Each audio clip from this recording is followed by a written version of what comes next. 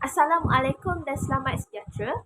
Kami ingin membentangkan analisis video menggunakan teori psikologi.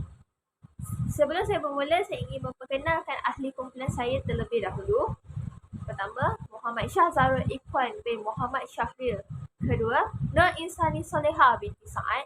Ketiga, Kurator Aina Najwa binti Abdul Halim. Keempat, saya sendiri, Siti Hajar Najwa binti Abdul Talib. Dan yang terakhir, Zaiti Hana Sofia binti Zahra. Seterusnya, kami telah membahagikan slide ini kepada 6 pecahan, iaitu pertama, andaian yang dibuat oleh video. Kedua, jenis kanak-kanak atau keluarga yang digambarkan. Ketiga, mesej yang dibina oleh video ini tentang zaman kanak-kanak atau keibubapaan yang normal. Keempat, bagaimana video ini menggunakan teori psikologi. Kelima, implikasi video untuk kanak-kanak, keluarga dan komuniti.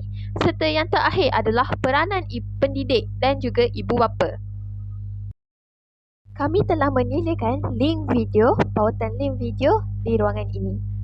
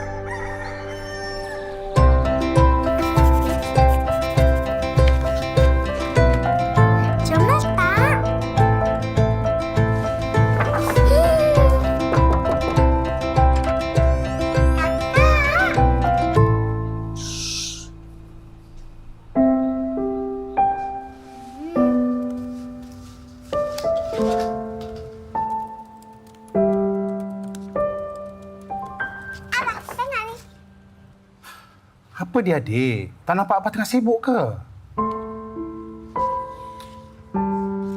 Aku nampak Siti Mah tu ada ke dia pergi shopping tak pakai mask. Kan sekarang kes tengah banyak kan?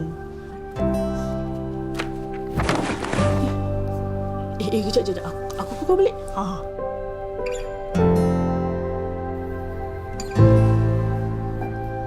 Adik, kenapa ni? Tak lara puasa ke? Adik cakap apa ni? Semua orang tak nak kawan dengan adik. Semua orang sibuk buat hal masing-masing. Ada seorang-seorang je. Lah, sebab tu ke? Berbuka malam ni, Mak masak masakan favourite. Nak tolong Mak masak? Nak?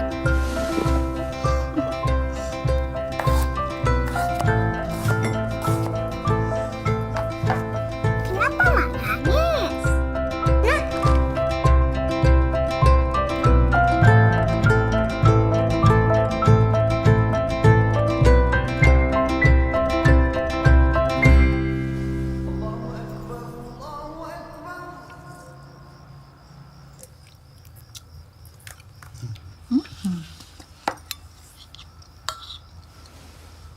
Dah.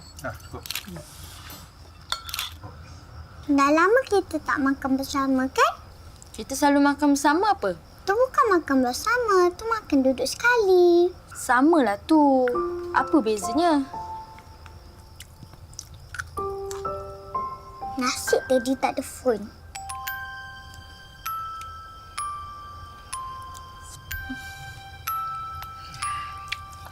Sorry, adik. Kenapa kakak halau adik tadi? Mana ada kakak halau? Kakak ada kelas lah. Kakak kenalah concentrate. Abah pula tolonglah aja kakak. Kan Abah banyak membaca. Bacalah lagi tablet tu. Adik tengok macam Abah ni paling stres je. Adik, kalau abah tak kerja, mana nak ada duit nak beli mainan adik nanti? Dah tak payah dah main-main kat adik. Adik kan dah pigel. Habis yang tu apa? Teddy ni bukan mainan. Teddy ni best friend. Mak pula jangan asyik membawang je ke handphone. Yelah. Apa kata lepas ni kita makan bersama tanpa gangguan? Okey tak? Adik teropon dah siapa main phone masa makan. Dia akan kena denda. Mana boleh macam Sesibuk mana kita, hidup lebih bermakna bila makan bersama. Selamat berpuasa dari Minyak Masak Alif. Pertama sekali, saya akan masuk kepada andaian yang telah dibuat oleh video ini. Okey, video ini menunjukkan interaksi yang kurang antara ahli keluarga. Kita dapat lihat bila ahli keluarga ni dia banyak menghabiskan masa dengan aktiviti tersendiri. Okey, sebelum saya kupas lebih lanjut, ahli keluarga ni terdiri daripada 4 orang, ibu, bapa, anak perempuan yang sulung dan serta anak perempuan yang bongsu. Okey, saya sambung semula. Okey, kita dapat lihat apabila anak perempuan yang sulung ini banyak menghabiskan masa dengan kelas online. Kedua, ibu banyak habiskan masa dia dengan bergosip di telefon bimbit. Dan bagi bapa pula, bapa banyak habiskan masa dengan bekerja. Jadi, anak bongsu ni dia rasa terasing, dia rasa diabaikan dan dia main sorang-sorang dengan anak patung dia. So, seterusnya apa yang kita boleh andaikan adalah ahli keluarga ni dia banyak menggunakan telefon pintar ketika berada di meja makan. Ketiga-tiga ahli keluarga, ibu, bapa serta kakak kepada anak bongsu ni dia main telefon ketika makan di meja makan sehingga anak bongsu tu terpaksa tegur ahli keluarga dia. Okey, seterusnya kita akan masuk kepada jenis kanak-kanak ataupun keluarga yang digambarkan di dalam video ini. Okey, saya bahagikan kepada dua, iaitu jenis kanak-kanak dan juga jenis keluarga.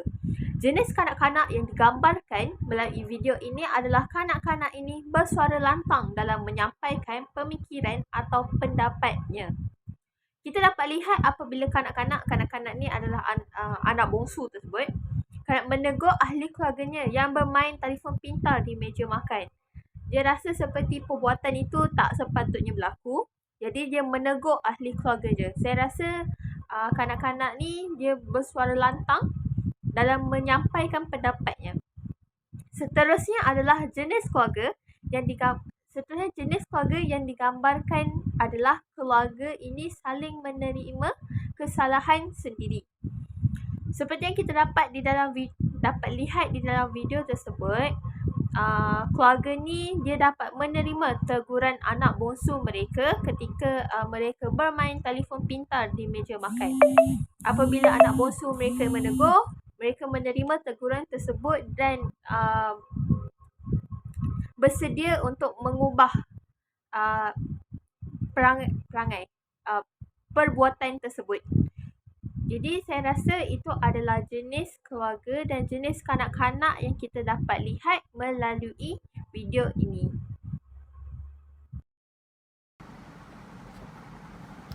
Okey, seterusnya saya akan membincangkan tentang mesej yang dibina oleh video tentang zaman kanak-kanak atau keibubapaan yang normal.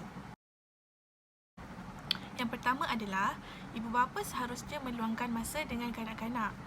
Seperti yang kita tahu dalam teori Piaget, kanak-kanak yang berusia 2 hingga 7 tahun, mereka adalah di fasa pre-operational period. Dalam fasa ini, kanak-kanak akan cenderung untuk memiliki keupayaan berfikir yang terhad.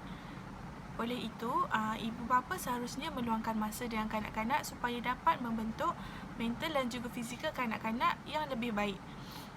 Terdapat 4 faktor yang mempengaruhi perkembangan kanak-kanak, iaitu yang pertama adalah kematangan, iaitu dari segi biologi dan juga initiate. Yang kedua adalah aktiviti, yang ketiga adalah social interaction dan yang ketiga adalah equilibrium.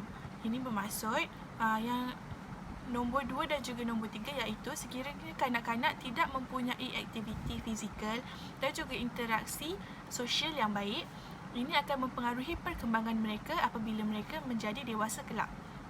Seterusnya nombor 4 adalah equilibrium. Maksudnya persekitaran kanak-kanak. Sekiranya persekitaran mereka adalah pasif, maksudnya respon mereka terhadap konflik akan menjadi rendah dan mereka akan cenderung untuk tidak boleh berdikari pada masa hadapan. Seterusnya adalah kanak-kanak belajar melalui bermain. Melalui perkembangan emosi dan juga kognitif, kanak-kanak mampu untuk meluahkan dan juga memahami perasaan sendiri serta orang lain. Macam yang kita lihat di dalam video, kanak-kanak tersebut berkemungkinan berusia 2 hingga 7 tahun. Ini bermaksud mereka belum ke sekolah dan hanya ibu bapa serta ahli keluarga yang menjadi tempat mereka bermain. Sekiranya kanak-kanak tersebut diabaikan, maka mereka tidak dapat membentuk emosi yang baik. Dan yang terakhir adalah kanak-kanak menjelaskan sesuatu melalui apa yang dilihat. Seperti teori Piaget yang telah saya sebutkan tadi, pemikiran kanak-kanak adalah terhad, maka apa yang dilihat itulah yang akan dicontohi. Oleh itu, ahli keluarga dan juga ibu bapa seharusnya memberikan contoh yang baik agar menjadi tauladan kepada anak-anak.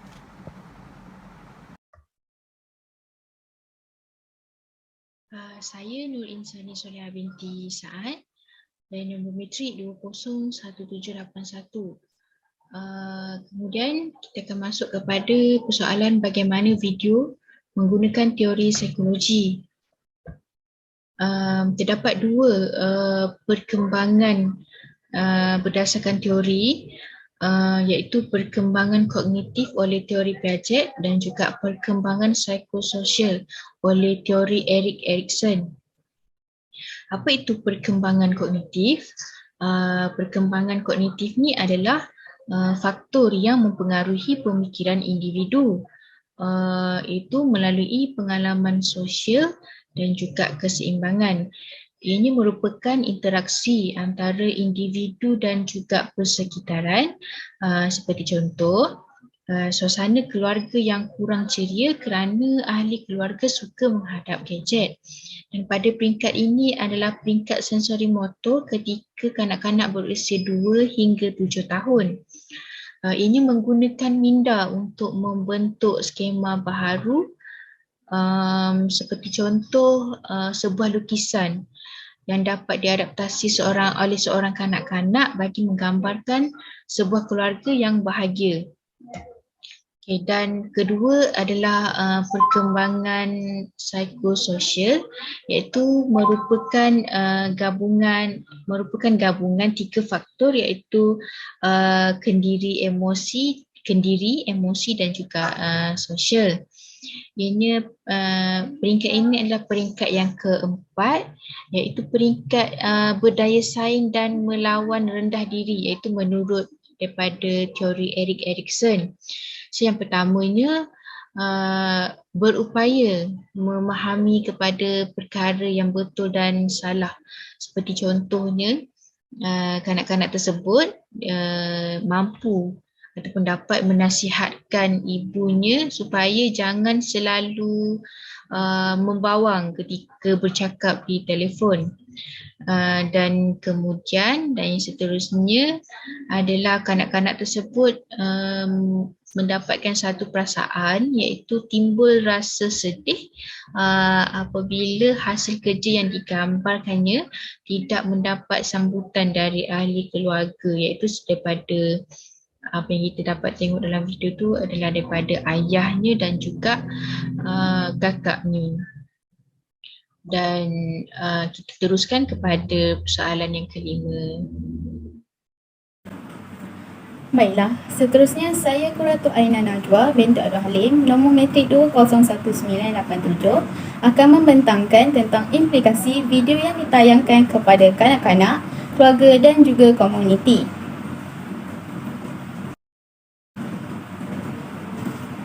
Seterusnya, implikasi ataupun kesan kepada kanak-kanak berdasarkan video. Apabila mereka memerhatikan ataupun melihat sesuatu video tentang kanak-kanak, mereka akan mudah terpengaruh dengan apa yang mereka lihat serta mereka akan merasa ingin mencuba ataupun melakukan sesuatu yang mereka perhatikan. Ini kerana pada usia 1 hingga 5 tahun, mereka akan merasa ingin mencuba sesuatu perkara yang baru ataupun melihat ataupun melakukan apa sahaja yang ibu bapa mereka lakukan. Ini kerana mereka pada ketika usia itu masih pada tahap teori Erikson di mana mereka akan melakukan apa sahaja yang di depan mereka.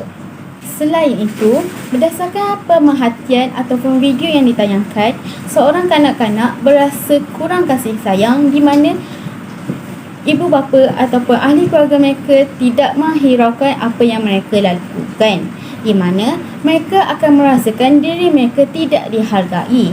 Oleh disebabkan itu, sebagai keluarga ataupun kanak-kanak, mereka merasakan diri mereka perlu diberikan lebih perhatian serta dihargai dengan apa sahaja yang mereka lakukan. Di samping itu, kanak-kanak juga akan lebih jujur ataupun terbuka dan berani untuk bertanya kepada ahli keluarga mereka tentang apa yang mereka akan lakukan. Seterusnya adalah implikasi ataupun kesan kepada keluarga. Berdasarkan video yang dipaparkan, ianya akan memberikan kesedaran kepada ibu bapa tentang hubungan kekeluargaan.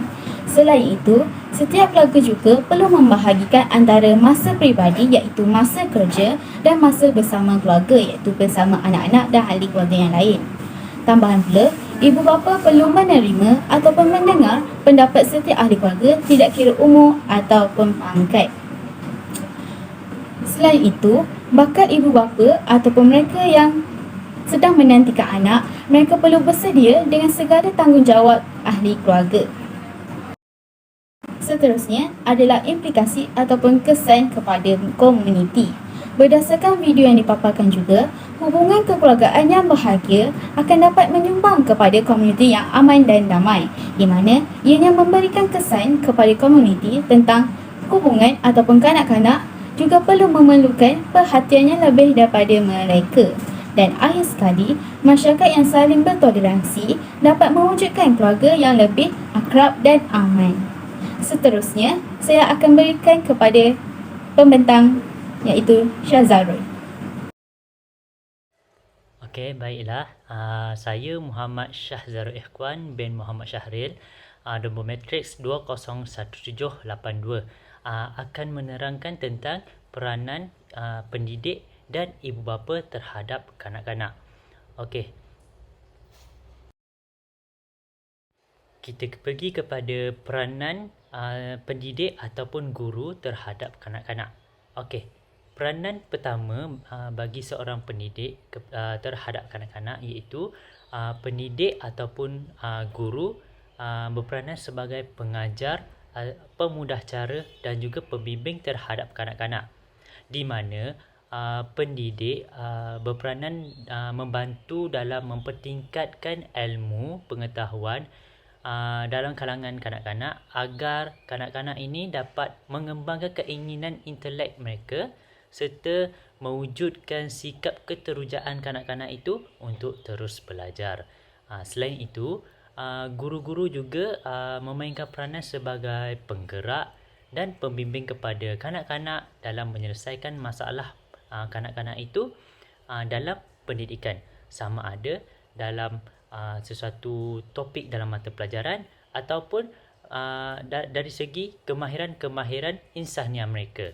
Jadi, kesannya kemahiran pengetahuan dan juga kemahiran-kemahiran yang melibatkan dengan jasmani, emosi, rohani dan intelek bagi kanak-kanak itu dapat dipertingkatkan.